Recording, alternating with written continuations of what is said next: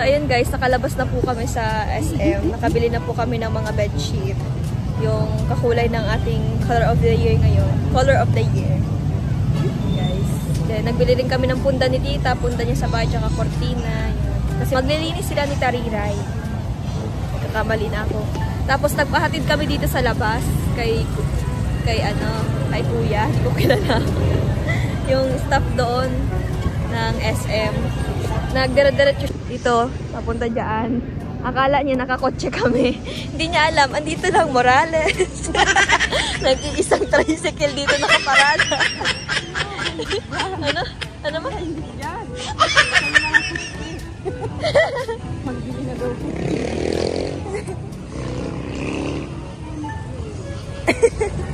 Para pasupog. Tricycle man lang pala.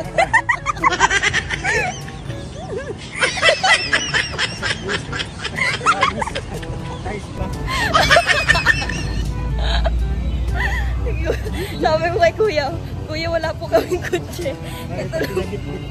Sabi ko, tamang tricycle lang po kami. Bilang tayo ng budget. Tsaka lang po kayo magkakakotse kapag mayaman na po ako. Hindi pa po ako mayaman. Wala pa po akong kakayahan bumili ng kotse. Mababangga na pati. Blooming si tita ngayon, oh guys. Tingnan nyo, napapansin niyo po ba yan? Napaka-blooming. Tsaka guys, nakakahiya. Pagpasok ko sa SM, nagbili ako ng mga veg, diba? Tapos comforter. Nakilala ako ng mga ng mga staff doon. Kaya daw pala ako namumukaan, ako daw pala yung nasa YouTube. Nakakahiya. Pero okay lang yan. May kasama naman akong blooming.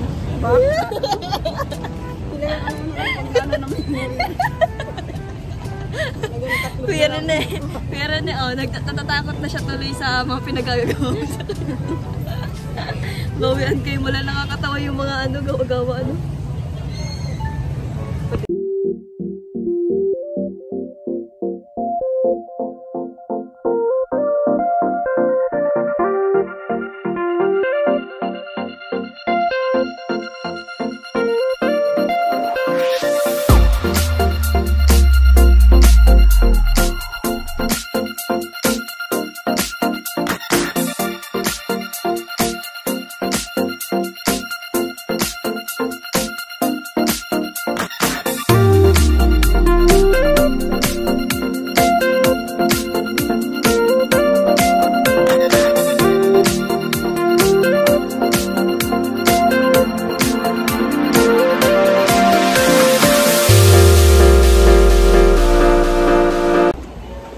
Yan guys, nasa hospital na po.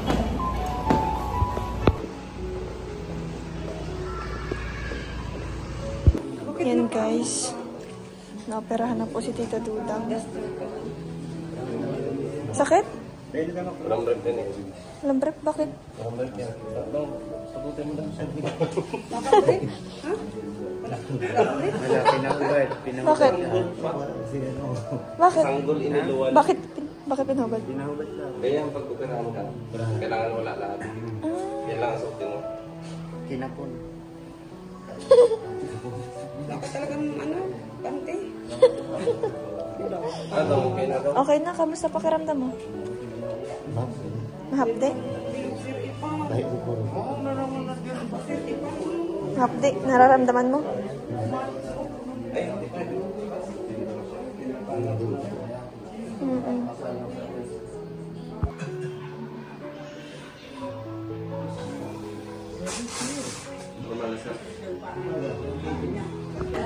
And guys, dumalaw din po si Tarira. Kasama namin si Mikay. Nagtitinari ka sa sulit. Dumalaw po sila kay Tita Dudang. Kasi namin si Tita guys. Tapos nagbili ko si kami.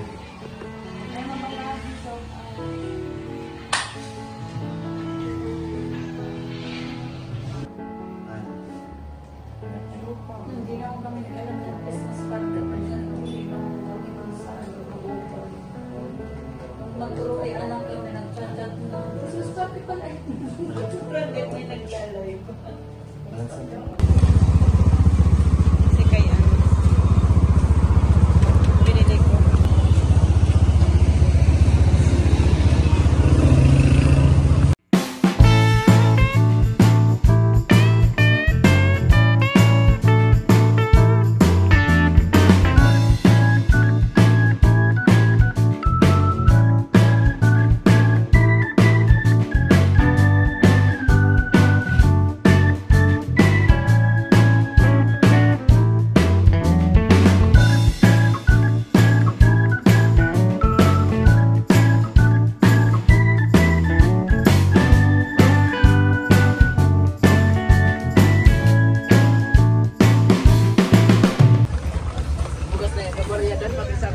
Dapat kay mama niyo yung nag...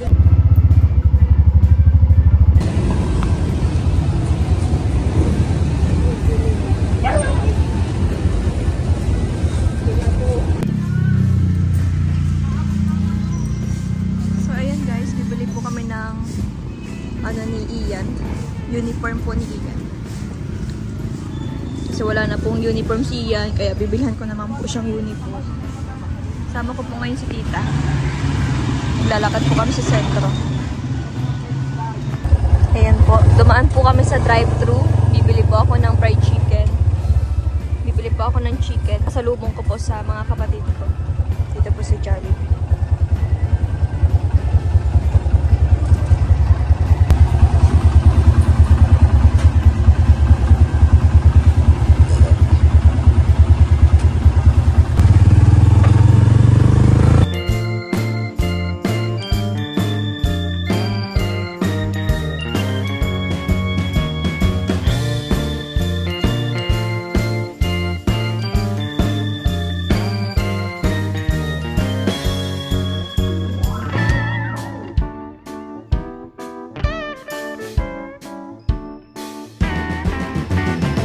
Ayan guys, nakauwi na kami. O, pasalubong. Salubong ko. Mo nagbili na sa atin ng money. Salubong ko. Yan? Oo. Thank you. Yan yung uniform mo. May pasok kayo bukas? Go.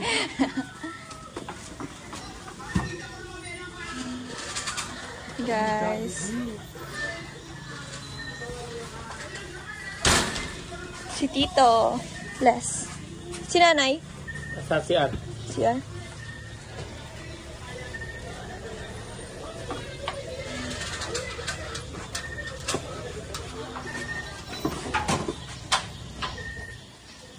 Ayan. Uwi na kami guys.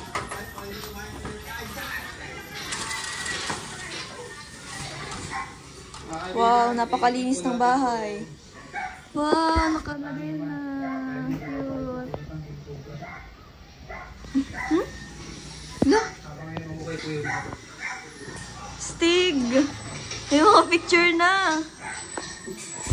Yung inokit sa akin. Yung picture namin nilangga. Yung sa amin nilangga. Andun na. Sila tita. Nilangga. Yung sa akin. Hello, Nay. Bless po. Bless you. Gusto niyo po pumunta kay Laruel? Gusto mo punta dito? Hindi po siya pupunta. Galing po siya sa ano, sa pag-scout, sa pag-vlog.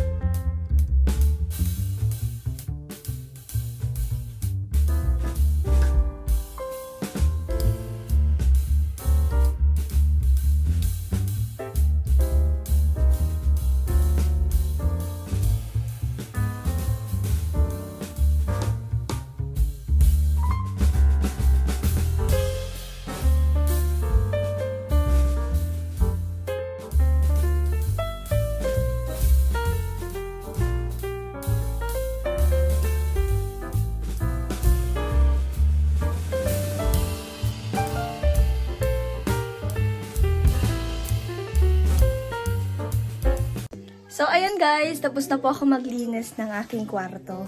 So, bali, ito na po yung ating nalinis. Ayan na po guys. Para siyang sa hotel. Ang ganda guys. Yan, tingnan niyo po. Kapag linis na po ako, kaya tingnan niyo naman ang aking face. Pawisan. Kasi naglinis pa po ako guys. Yan guys. Tapos nagpalit na rin po ako ng kortina.